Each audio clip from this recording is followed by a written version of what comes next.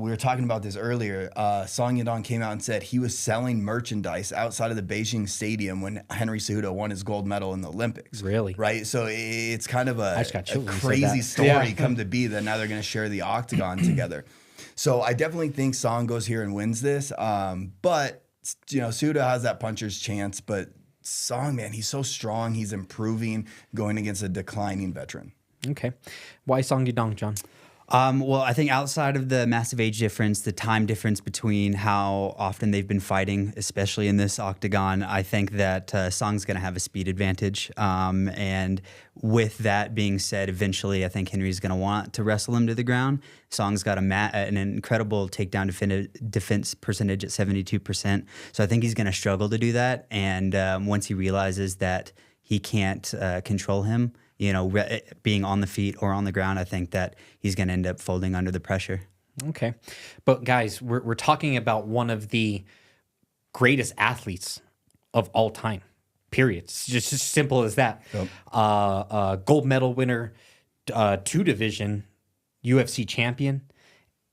I mean, I feel like he's kind of getting disrespected here. I know he's on the decline, but man, give the boy some credit, I know he's 5'4", but he's an outstanding athlete. He may not have the build of a LeBron James or something like that, but we are talking about one of the greatest athletes of our time.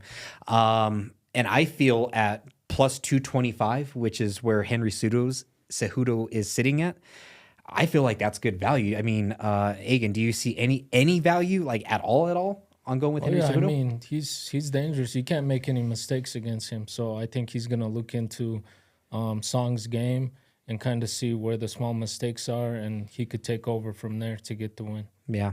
And Taylor, for Henry Cejudo to have a chance on this one, I think the fight has to go to the ground. A world-class wrestler, former champion. I mean, I know Song Yadong is good, but can he hang? Yeah, I mean, Henry Cejudo definitely has a chance here, right? He has that puncher's chance. The last thing to go for a fighter is their power, right? So he's still going to hold his power. And that's why, like I said, I'm not betting this fight because you can never count out a wrestler. It's absolutely the best base to ever come into with mixed martial arts.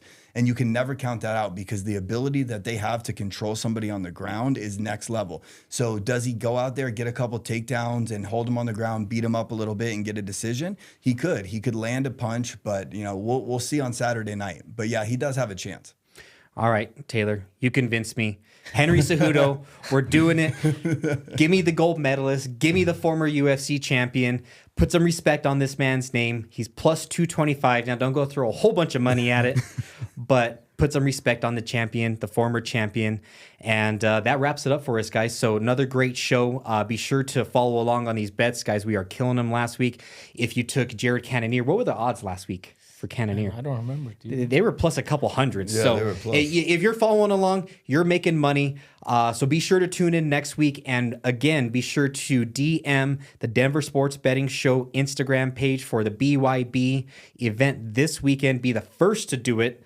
Otherwise, you ain't getting tickets. And we will see you next week.